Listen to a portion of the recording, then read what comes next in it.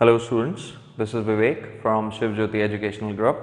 So today we'll start with the next part of thermodynamics, which is chapter number 12, and we have already covered a lot of topics related to this. So we'll have a recap of those and then we'll continue with these topics. Okay, so before we go through these topics, let me recall some of the concepts, like the things which we discussed in the first part. The things which we discussed were related to transfer of heat basically, in which we discussed about zeroth law of thermodynamics. zeroth law मैंने आपको बताया था, zeroth law of thermodynamics के बारे में हमने बात की थी, जिसमें we were talking about three bodies. अगर तीन बॉडीज जैसे A, B और C हैं हमारे पास, जिसमें B A के साथ थर्मल इक्विलिब्रियम में है, C A के साथ थर्मल इक्विलिब्रियम में है, तो वील से कि ये दोनों भी एक दूसरे के साथ थर्मल इक्विलिब्रियम में है. ठीक है, सो इसके बारे में हमने काफी डिस्कस किया था. द टर्म थर्मल इक्विलिब्रियम, इसके बारे में हमने बहुत डिटेल में डिस्कस किया था. थर्मल इक्विलिब्रियम, थर्मल इक्विलिब्रियम, इसके बारे में हमने डिटेल में डिस्कस किया था. क्या होता है, कैसे होता है, क्या क्या चीजें होती हैं जो अफेक्ट करती हैं. ठीक है, so these are the things which we have already discussed. Okay, और हमने स्पेसिफिक हीट के बारे में भी डिस्कशन किया था. फिर मैंने आपको ये भी बताया था कि कैसे इक्वेशंस चेंज होती हैं, इक्वेशंस में कैसे इसको यूज़ किया जाता है, क्या क्या टाइप्स होते हैं उसके. हमने काफ़ी सारी चीज़ें डिस्कस करी इसके बारे में. उसके बाद हमने वर्क के बारे में बात करी कि जब भी हीट आएगी, हीट मिलती है गैस को, तो क्या होता है. फिर इक्वेशंस कैसे कैसे चेंज होती हैं. So before going through this video, it would be great if you can go through the previous video, and then when you will see this video, तो आपको कंटिन्यूशन में चैप्टर बहुत अच्छे से समझ में आएगा. Okay, so let's we begin with the first thing which was first law of thermodynamics. लेकिन फर्स्ट लॉ ऑफ थर्मोडायनामिक्स पे आने से पहले थोड़ा सा इलेबोरेशन में आपको हीट और स्पेसिफिक हीट के बारे में दे देता हूं, जो कि हमारा, मैंने वैसे यहाँ पे सेकंड टॉपिक लिखा हुआ है, तो पहले उसके बारे में बात करते हैं, हीट के बारे में. Then we will discuss in detail के फर्स्ट लॉ ऑफ थर्मोडायनामिक्स कैसे उसमें अच्छे से यूज आएगा. ओके ओके, सो हीट के बारे में हमने काफी कुछ डिस्कस किया. हीट का कंसेप्ट सिर्फ आप इतना समझो कि heat is a form of energy. अभी तक हमने यही देखा, heat is a form of energy जो यूज होती है टेम्परेचर डिफरेंस क्रिएट करने के लिए. बट थोड़ा सा इस कंसेप्ट को समझो, हीट किसे कहते हैं. हीट हम कहते हैं, हीट एक टाइप का लेट्स से ट्रांसफर है, मतलब एनर्जी को ट्रांसफर करने का एक नया मोड है हीट, जो कि टेम्परेचर डिफरेंस से दिखाई में देता है. ओके, आप किसी भी चीज को हीट प्रोवाइड करोगे, so what would happen is its temperature would increase. आप किसी भी चीज में से हीट निकाल लोगे तो its temperature would decrease. So heat is what, heat is a transfer mode basically. Okay, energy transfer करने का एक मोड है हीट. ओके, सो इसके बारे में क्या क्या चीजें पता होनी चाहिए फॉर दिस पर्टिकुलर चैप्टर. इसका सिंबल होता है Q, इसकी यूनिट होती है जूल या फिर कैलोरी. अभी आप कई जगह पे आगे जो हम करेंगे स्पेसिफिक हीट के बारे में जब डिटेल में जाएंगे, सो इसकी यूनिट कैलोरी भी होती है, और calorie 1 calorie equals to 4.182 joule होता है. बस इसको सिंपली ऐसे ही याद करना है आपको. Okay, great.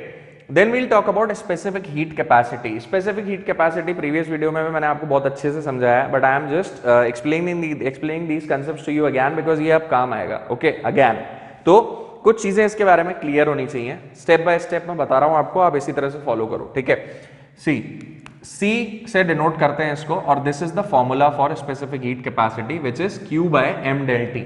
ठीक है, Q by m del T. Now this is the formula for specific heat capacity. Okay, this is basically how it is represented. But when we talk about specific heat capacity, तो एक particular condition हो जाती है कि इन दोनों को, मास और del T को 1:1 रखना होता है. मतलब the heat required to raise the temperature of unit mass बताया था मैंने पिछली बार भी आपको. यूनिट मास का टेम्परेचर यूनिट डिग्री से बढ़ाने के लिए जितना हीट चाहिए, that is called specific heat capacity. Okay, formula यही होता है. गेटिंग द लॉजिक, हीट का इससे रिलेट करने का, स्पेसिफिक हीट से रिलेट करने का फॉर्मूला यही होता है. But what is the definition of it, के यूनिट मास का टेम्परेचर यूनिट डिग्री से बढ़ाने के लिए जितनी हीट चाहिए, that would be known as specific heat capacity. Okay, इसमें मैंने फिर आपको यह भी समझाया था मोलर स्पेसिफिक हीट क्या होता है. मोलर स्पेसिफिक हीट मतलब एक मोल का टेम्परेचर 1 डिग्री सेल्सियस बढ़ाने के लिए कितनी हीट चाहिए, that would B molar specific heat. ठीक है, ओके, यहाँ पे कुछ नई चीजें हैं दो. एक आइसोथर्मल और एक एडियाबैटिक। ये मैंने आपको पिछली बार भी बताया था, एडियाबैटिक और आइसोथर्मल के बारे में हम डिस्कस कर चुके हैं। आइसोथर्मल ये प्रोसेसेस होती हैं, टाइप्स ऑफ प्रोसेसेस। तो आइसोथर्मल मतलब जिसमें टेम्परेचर कांस्टेंट रहता हो, एडियाबैटिक मतलब जिसमें हीट ट्रांसफर जीरो होता हो। ये हमने डिस्कस किया था, मैंने आपको थर्मस का एग्जांपल दिया था, एक थर्मस वाली बॉटल जो आती है, मैंने उस दिन भी यही बॉटल दिखाई थी आपको। These are the bottles. इन बॉटल्स का फायदा क्या होता है? इन बॉटल्स का फायदा ये होता है, इनमें आप गर्म पानी रखो, इनमें आप ठंडा पानी रखो, वो वैसा का वैसा ही रहेगा, ठीक है। आप घर से जब निकलते हैं कई बार ऑफिस के लिए जाने के लिए, तो इसमें आप ठंडा पानी रख लो या गर्म पानी रख लो या गर्म कॉफी रख लो, सो whenever you will open it would be that hot only, ठीक है। why? because this is adiabatic, this bottle, इसकी जो वॉल है दैट इज एडियाबैटिक। एडियाबैटिक मतलब इसके और सराउंडिंग के बीच में ये हीट ट्रांसफर नहीं होने देती। अब हीट ट्रांसफर ही नहीं होगी, हीट गई नहीं ना हीट आई, तो चीज जितनी गर्म है उतनी रहेगी, ठीक है। So that is adiabatic. Adiabatic मतलब जिसमें हीट ट्रांसफर ना हो, यानी कि Q या del Q equals to zero होना चाहिए, ठीक। आइसोथर्मल मैंने बताया था टेम्परेचर जीरो। इसी तरह से मैंने बोला था आइसोकोरिक, आइसोबारिक, ये भी हम आगे पढ़ने वाले हैं, ठीक है। सो आइसोथर्मल में क्या होगा? डेल टी जीरो होगा। अब यहाँ पे अगर हम डेल टी जीरो करें इस फॉर्मूले में, so what would happen is, value कितनी आएगी? सी की इनफाइनाइट आएगी, ओके। एडियाबैटिक के केस में Q जीरो, अब Q जीरो कर दिया तो C जीरो, गेटिंग। तो ये अलग अलग स्पेसिफिक हीट कैपेसिटीज हैं। तो बेसिकली इसका कहने का मतलब ये है कि जो स्पेसिफिक हीट कैपेसिटी है उसकी रेंज देखो, कुछ भी हो सकती है, ये जीरो से इंफिनिटी के बीच में कुछ भी हो सकती है, ठीक है, ओके।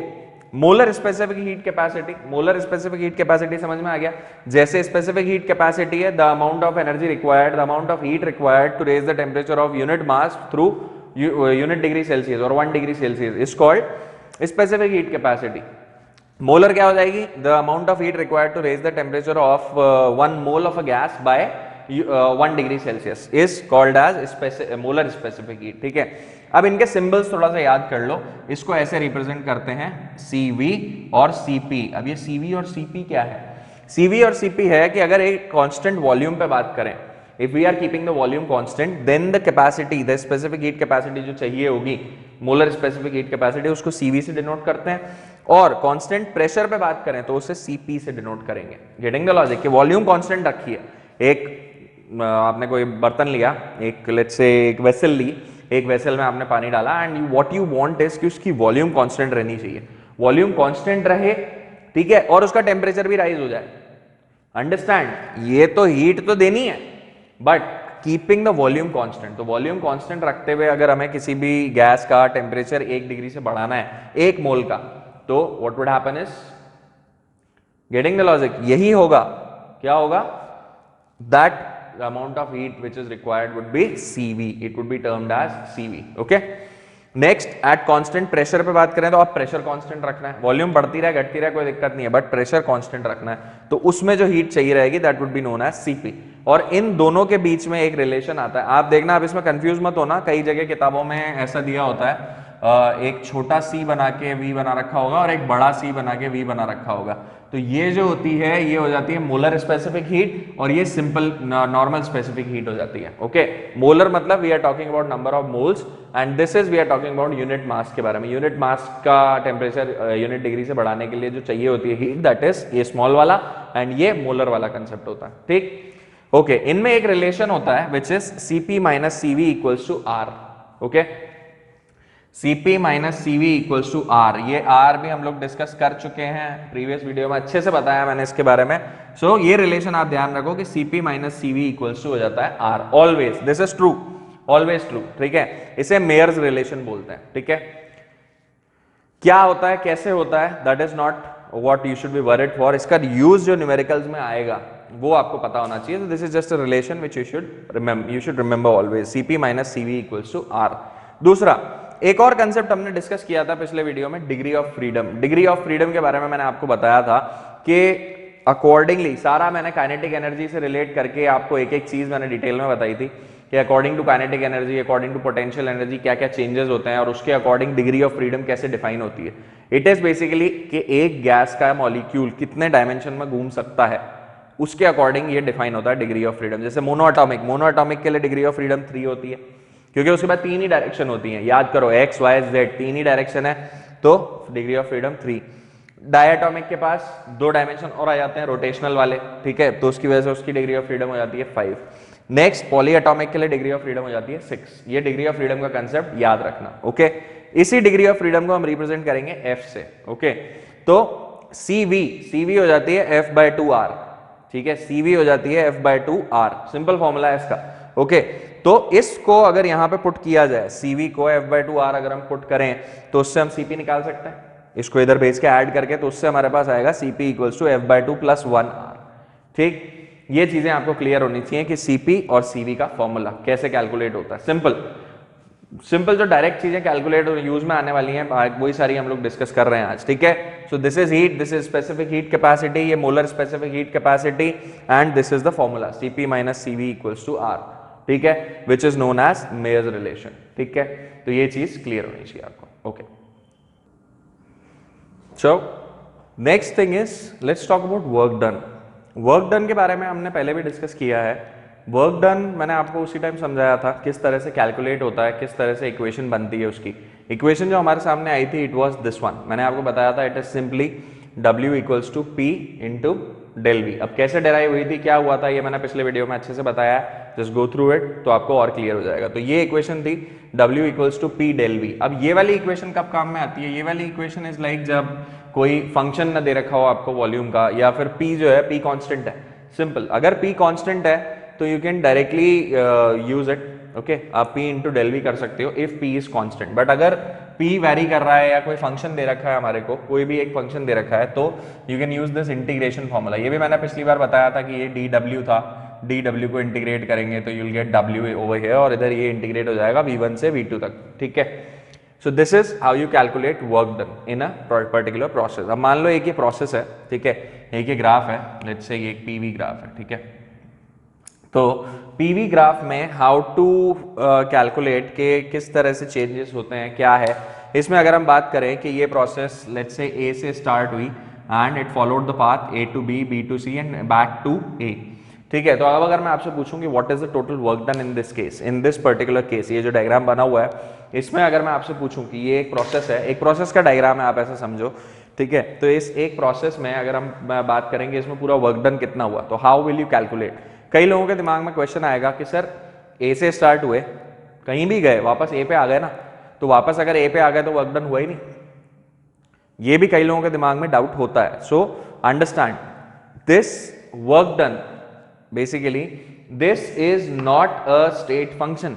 अंडरस्टैंड, वर्क डन और हीट ये दोनों स्टेट फंक्शन नहीं होते हैं। These are not state function कि आप जहां से चले वहीं पे आ गए अगर तो वर्क डन नहीं हुआ। इसका मतलब तो ये हुआ कि अगर हम घर से चले और जॉगिंग करने गए और जॉगिंग करके जब वापस आए तो हम जैसे गए थे वैसे के वैसे ही, हमने ना तो कुछ लॉस किया ना कुछ गेन किया, ना ऑक्सीजन गेन करके आए, ना अपना बेसिकली स्वेट लॉस करके आए, कुछ भी नहीं किया। It's everything is same. तो फिर चेंज कैसे आने लग गया बॉडी में। Understand, that is the concept. Work done तो होगा, पाथ आप कुछ भी फॉलो करो, it is not a state function, it is a path dependent function. Work और heat these are path dependent functions, जबकि जो इंटरनल एनर्जी होती है, internal energy is basically a state function, okay, internal energy is a state function, it is not path dependent। इसमें तो location चाहिए, ठीक है। W and Q, that is work done and heat, these are not state function। तो basically जब work done आप निकालोगे total, तो it would B work done in A to B plus work done from B to C plus work done from C to A। इन तीनों processes का work done add हो जाएगा, okay। This is how you calculate the total work done, that is WAB plus WBC plus WCA, okay। This is total work done, great, okay। So इसके बाद internal energy में मैं आपको recall करवा देता हूँ। इंटरनल एनर्जी कैसे calculate होती है, क्या होता है, हम डिस्कस कर चुके हैं। जो इसका फॉर्मूला जो आता है वो आ जाता है N F/2R into ∆T। कैसे आया, डेराइव हुआ, ये हम डिस्कस कर चुके हैं, ठीक है। अंडरस्टैंड, यहाँ पे जो ये F/2R है, ये F/2R, ये देखो यही फॉर्मूला तो मैंने आपको CV का बताया था, F/2R, ठीक है। तो यहां से आता है वो। एक्चुअली जो कंसेप्ट है डेल यू का, इट इज NCV ∆T, ठीक है। ये कैसे होता है, क्या होता है, हम डिस्कस कर चुके हैं अच्छे से, just focus on that, okay. Previous videos के लूप में रहोगे तो it would be very easy for you to understand, okay. So just understand, internal energy का कोई भी फॉर्मूला आपको याद रखना है जो वो यही है, NCV ∆T, जिसमें CV की वैल्यू हो जाती है F/2R। And this is not a state function, sorry, this is not a path dependent function, okay, this is state function. State मतलब ए से चले वापस ए पे आ गए, del U zero, simple. But work done के case में आप ये नहीं बोल सकते, ठीक है। Work done is path dependent, this is not path dependent, ठीक है। This is not a state function. State function मतलब स्टेट, कंडीशन क्या है उसकी, पोजीशन क्या है, ठीक है। अब जैसे एक मान लो लेट्स से यहाँ पे ए है और यहाँ पे बी है। अब आप एक में तो आपने ये पाथ फॉलो किया, एक में आपने ये पाथ फॉलो किया और एक में आपने ये पाथ फॉलो किया। पॉइंट इज आप ए से स्टार्ट हुए, ए से चले और बी तक पहुंचे। अब आप ऐसे गए, चाहे ऐसे गए या इसको ऐसे कर लेते हैं, चाहे आप ऐसे गए, it do not matters actually. आप ए से बी तक गए ना, तो तीनों प्रोसेसेस में क्या होगा, क्या होगा, ये तीनों प्रोसेसेस में क्या सेम है, लोकेशन सेम है, स्टेट सेम है, ए टू बी स्टेट सेम है, तो क्या सेम होगा, डेल यू सेम होगी तीनों में, चाहे कहीं से भी जाओ, but work done will vary. Getting the logic? थोड़ा सा लॉजिक समझने की कोशिश करो। स्टेट फंक्शन है, ए से बी तक ही गए हो, कहीं से भी जाओ, this would be same, but work done vary करेगा। क्यों? क्योंकि वो इट इज पाथ डिपेंडेंट, ठीक है। That's the logic, okay.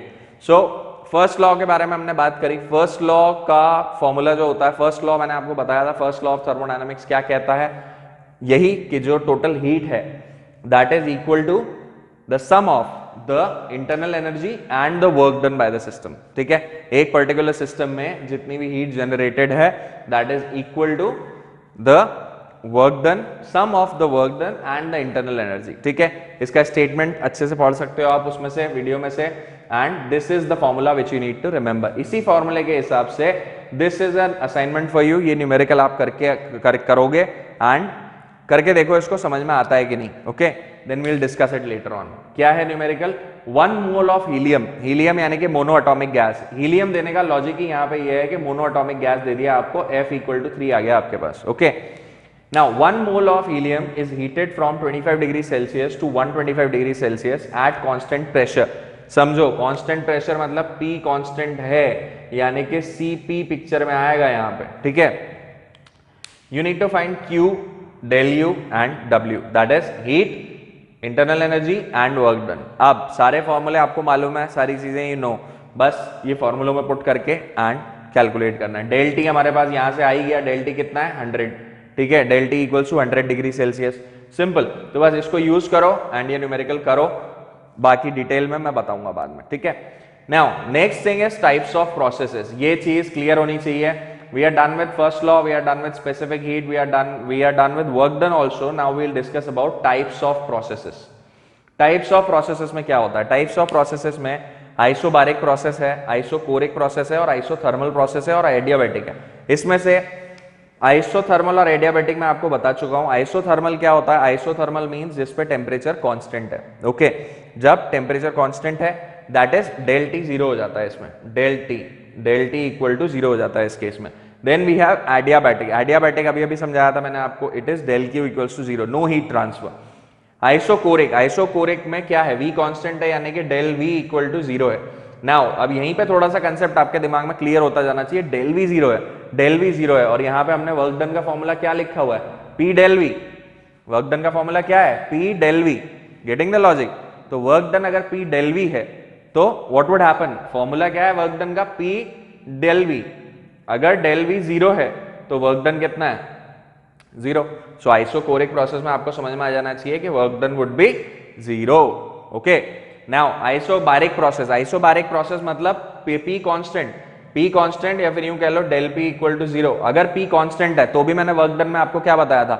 P constant रहेगा तो वर्क डन कितना हो जाएगा? Simple P into V2 minus V1, that is change in the volume. Simple आप ये यूज कर सकते हो। Getting the logic? ओके।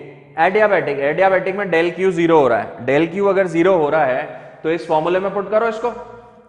भाई डेल Q अगर 0 हो रहा है तो समझो ना, अगर डेल Q 0 हो रहा है तो क्या होगा? इस फॉर्मूले में जब हम इसको पुट करेंगे तो you can get new results. Getting the logic? Del Q 0 है, इसको इस फॉर्मूले में पुट करके फर्स्ट लॉ में हम इस तरह से इन प्रोसेसेस को यूज करेंगे। अभी आगे देखेंगे हम और डिटेल में कैसे यूज करना है। For right now you should have a clear understanding, ठीक है। डेल T 0 होने से क्या होता है ये भी हम आगे देखेंगे, okay. Great, okay, so now we'll discuss the work done in different types of processes. Like the first process is isothermal. थोड़ा सा आइडिया मैंने आपको वहां पे दिया था बाकी प्रोसेस का, बट अब हम डिटेल में देखेंगे कि किस तरह से कैलकुलेशन पार्ट इसका सॉल्व होता है। So in case of isothermal process we know that the temperature is constant, okay.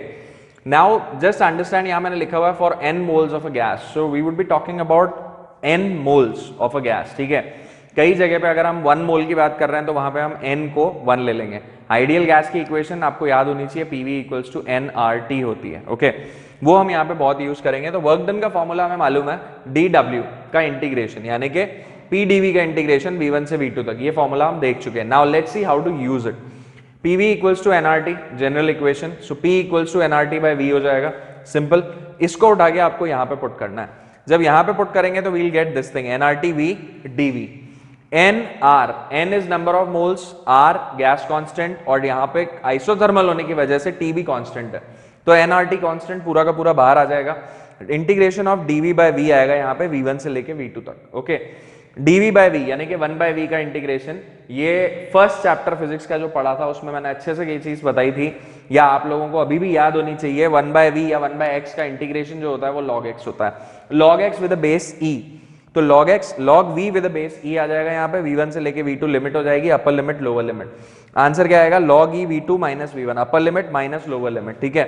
log के केस में ये log का रूल होता है, आई डोंट थिंक लोगों को याद होगा, इसीलिए बता रहा हूं। log x minus log y equal to हो जाता है log of x upon y, और log x into log y कुछ होता है क्या ये? इफ यू रिमेंबर, जिन्हें नहीं याद है वो ये चीजें याद करना शुरू कर दो। log x plus log y क्या होता है, log xy इक्वल टू हो जाता है log xy, ये होता है इनटू और ये होता है divide. log x minus log y equal to log x by y हो जाता है। यही चीज हमने यहाँ पे, इससे कंफ्यूज मत होना, this was just for your help, ठीक है। तो ये फॉर्मूला है, यू शुड क्लियरली अंडरस्टैंड कि क्या होगा। So log E V2 bye V1 आ जाएगा यहाँ पे। नाउ log E को नॉर्मल बेस 10 में चेंज करने के लिए 2.303 मल्टीप्लाई करवा देते हैं हम, ठीक है। जिन्हें log E और log 10 क्लियर नहीं है वो मैथ्स में थोड़ा सा इन चीजों को क्लियर कर लें, और जिनको नहीं क्लियर करना है वो सिंपली ये फॉर्मूला याद कर लें। दिस इज नॉर्मल log, ठीक है। और ये होता है ln, मैथ्स में आपने पढ़ा होगा ln x, तो ये वही है। नहीं पढ़ा है तो आगे पढ़ोगे, नहीं तो बेसिक्स ऑफ फिजिक्स का जो फर्स्ट चैप्टर है उसमें अगर देखोगे तो ये सारी चीजें क्लियर आउट बता रखी हैं, okay. So in case of isothermal process total work done would be 2.303 log V2 bye V1, simple, okay great. ये है आइसोथर्मल प्रोसेस का work done, okay great. Next adiabatic process जिसमें Q0 होता है, मैंने अभी अभी बताया था आपको। इसमें एक नई चीज आएगी पिक्चर में, गामा। गामा होता है Cp अपॉन Cv। वो रेशियो कैसे आता है पिक्चर में, उससे रिलेटेड क्या चीजें आती हैं, ये वर्क डन में हम लोग आगे यूज करेंगे, बट उससे पहले कैसे इसको मैनिपुलेट करते हैं, कैसे इक्वेशन सॉल्व करते हैं वो देखो। एडियाबेटिक में डेल क्यू बराबर 0 है।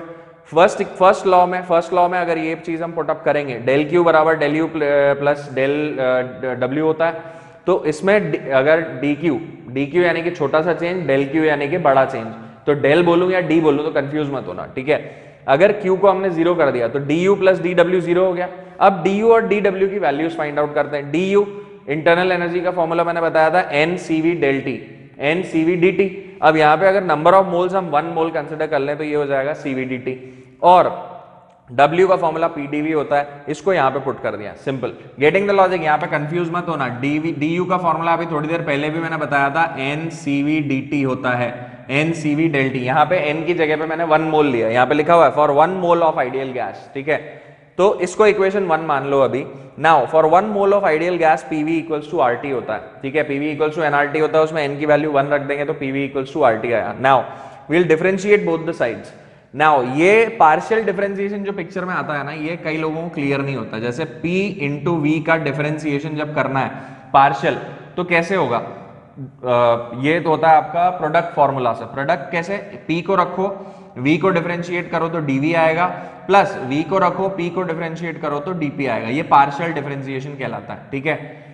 नहीं समझ में आया तो ऐसा का ऐसा याद करो, ठीक। इसको जब डिफरेंशिएट करेंगे तो यहाँ पे तो ये आ जाएगा, और RT को डिफरेंशिएट करोगे तो R is a constant, gas constant, और T का डिफरेंशिएशन DT, ओके। तो ये इक्वेशन आएगी हमारे पास। इसमें से हम DT की वैल्यू निकालेंगे। dt इक्वल्स टू, ये R नीचे चला जाएगा तो PdV plus VdP upon R, ठीक। इस dt को उठा के आप इस इक्वेशन 1 में पुट कर दो, यहाँ पे dt की जगह पे, तो आपके पास क्या आएगा, CV into D T, D T की जगह पे हमने ये चीज पुट करी, plus P D V equals to 0। इसके बाद टोटल कैलकुलेशन है, यहां पे जब एलसीएम लोगे तो ये आर जाके इधर मल्टीप्लाई होगा, तो हमारे पास ये इक्वेशन आएगी। और इसको पेन पेपर से जब तक नहीं करोगे तब तक देखने में बहुत सुंदर लगेगा, करोगे तब जाके समझ में आएगा। तो जस्ट डू इट, ठीक है, इसको कर लेना, वीडियो देखते देखते खुद से करके देखना, ठीक। यहां पे क्या होगा, इनको जब हम अंदर मल्टीप्लाई कराएंगे तो जो इक्वेशंस आएंगी उससे हमारे पास ये आएगा, v into C V into D P equals to negative of p into C P into D V. Okay, इसको आगे कंटिन्यू करें यहां पे, तो इस p को नीचे लाओ और इस v को dv के नीचे ले जाओ, और साथ में cp अपॉन cv करो, ये cv भी नीचे जाएगा, तो हमारे पास ये इक्वेशन आएगी dp upon p equals to negative of cp upon cv into dv upon v, ठीक। Cp upon Cv is considered to be gamma, ये एक नया कांस्टेंट है, ये याद रखो, simple, it is a formula, simple याद रखो कि this is a constant, gamma equals to Cp by Cv। अब किसी भी पर्टिकुलर गैस के लिए Cp और Cv कांस्टेंट्स होते हैं, तो Cp बाय Cv भी तो एक नया कांस्टेंट हुआ, गामा। ओके, नाउ यहां पे हमने इसकी जगह पे गामा लगा दिया, ठीक। तो हमारे पास इक्वेशन क्या आई, dp by p equals to negative of gamma dv by v। अब दोनों को अगर इंटीग्रेट करते हैं तो गामा बीइंग कांस्टेंट बाहर रहेगा, ओके। तो और दोनों साइड इंटीग्रेट करेंगे तो क्या आएगा, dp by p, 1 by p और 1 बाय v, इंटीग्रेशन इसका हो जाएगा log p, इसका हो जाएगा log v, ठीक। जब log v को आप इधर उठा के लाओगे तो क्या होगा, लेकिन गामा साथ में है, ओके। तो इसका कैलकुलेशन मैं थोड़ा सा आपको दोबारा दिखा देता हूं, यहां पे कैलकुलेशन वाला पार्ट है, तो ये कैलकुलेशन सबको थोड़ा सा क्लियर हो जानी चाहिए। इट्स ऑल अबाउट लॉग, जिनका लॉग टोटल क्लियर है उनको दिक्कत नहीं आएगी। देखो यहां पे हमारे पास क्या आएगा, हमारे पास आएगा log p with a base e will be equals to negative of gamma into log v, okay, log v। और यहां पे एक कांस्टेंट भी आता है, जब इंटीग्रेट करते हैं तो एक कांस्टेंट आता है जो यहां पे हम ले सकते हैं log, लेट्स से c ले लेते हैं, log c ले लेते हैं यहां पे, ठीक। एक कांस्टेंट, जो कांस्टेंट आ रहा है c लिखते हैं, कई लोग इसमें कंफ्यूज मत होना, कई बार c लिखा होता है इंटीग्रेशन में सिंपल, या c या c1, तो आप इसको log c भी ले सकते हो, ओके। अब इसको उठा के इधर लाएंगे तो we'll get log p plus gamma log v, इसका भी बेस e है, equal to log c। So gamma ये log की प्रॉपर्टी होती है, अगर आपके पास let's say n log x लिखा हुआ है तो this is basically equal to log x की पावर n, ये ध्यान रखना चाहिए। तो उसके हिसाब से ये क्या हो जाएगा, log p plus log v raise to the power gamma equals to log c with base e। अब वही वाला रूल जो अभी बताया था log का, तो ये दोनों चीजें क्या हो जाएंगी, log p into v raise to the power gamma equals to log c with the base e. When two logs are compared, so what we will get is pv raised to power gamma equals to c. That is pv raised to the power gamma equals to constant. Okay? तो वही यहाँ पे result मैंने prove किया है, pv raised to the power gamma equals to constant. ये हम work done में यूज करेंगे, इसीलिए मैंने बताया ये एक इंपॉर्टेंट रिजल्ट होता है एडियाबैटिक प्रोसेस का. So you should know this that pv raised to the power gamma equals to constant. Okay? This is what we need for adiabatic process. अब आगे हम देखेंगे उसका वर्क डन कैसे निकालना है. So for adiabatic process we'll find out the work done. अभी हमने देखा PV raised to the power gamma equals to constant कैसे करना है. Okay? अब उसी को हम यहाँ पे इक्वेशन में यूज करेंगे. So PV raised to the power gamma equals to constant का मतलब ये भी होता है कि P1 V1 raised to the power gamma equals to P2 V2 raised to the power gamma. Let's say equal to K. अगर PV raised to the power gamma equals to K है तो P1 V1 raised to the power gamma equals to P2 V2 raised to the power gamma equals to K ही होगा. Okay, now इसको use कैसे करेंगे? Simple, यहाँ पे P की value आप निकाल लो. P will be equals to K upon V raised to the power gamma. Okay, so work done जब कैलकुलेट करेंगे तो आप ये P की वैल्यू यहाँ पे सब्स्टिट्यूट कर दो. So we'll get K upon V raised to the power gamma dV. K constant है, K बाहर आ जाएगा और V नीचे है, ऊपर लेंगे तो V raised to the power minus gamma into dV हो जाएगा. Okay, V raised to the power x raise to the power n का इंटीग्रेशन लोगों को पता होना चाहिए. x raise to the power n का इंटीग्रेशन क्या होता है? x raise to the power n plus 1 upon n plus 1. ठीक है, तो बस यहाँ पे भी वही हो जाएगा, v raise to the power minus gamma plus 1 upon minus gamma plus 1. ठीक है, कहाँ से कहाँ तक? v1 से v2 तक. ओके, अब इसमें पुट करेंगे वैल्यूज. माइनस गामा प्लस 1 को आप बाहर रख लो और यहाँ पे क्या हो जाएगा? पहले v2 रख देंगे और फिर v1 रख देंगे. तो v2 raise to the power 1 minus gamma minus v1 raise to the power 1 minus gamma. Okay, next we have यहाँ पे k अंदर मल्टीप्लाई करा देते हैं तो k इंटू V2. अब k की वैल्यूज क्या क्या है देखो, P2 V2 raise to power gamma और P1 V1 rays to power gamma दोनों को K की जगह सब्स्टिट्यूट किया जा सकता है। तो यहां पे हमने सब्स्टिट्यूट किया P2 V2 raise to power gamma, यहां पे हमने सब्स्टिट्यूट किया P1 V1 rays to power gamma. है तो K ही, सेम चीज है, कांस्टेंट है, कोई फर्क नहीं पड़ता। लॉजिक क्या है उसका? लॉजिक ये है कि V2 raise to power gamma into V2 raise to power 1 minus gamma, ये क्या होगा? इनकी पावर्स ऐड हो जाएंगी तो gamma plus 1 minus gamma, gamma gamma cancel, बचेगा P2 V2 और यहां पे बचेगा P1 V1। ठीक, सिंपल है।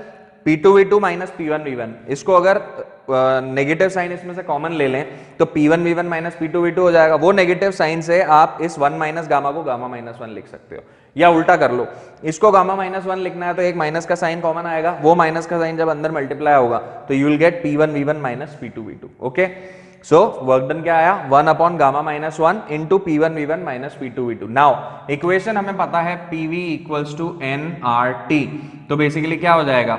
P1 V1 equals to nRT1 और P2 V2 equals to nRT2।